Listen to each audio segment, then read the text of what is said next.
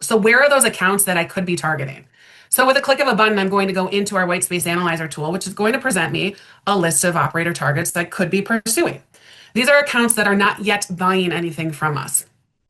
We provide you with attributes of the operator to help you make decisions. Are they a worthy target or not, right? What territory of yours do they belong to? Are they a headquarter account? Are they an independent location? What segment do they belong to? What distributors do they buy from?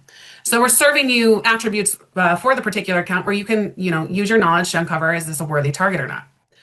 But our integration with Tastewise has given us the ability to help our customers target even more precisely.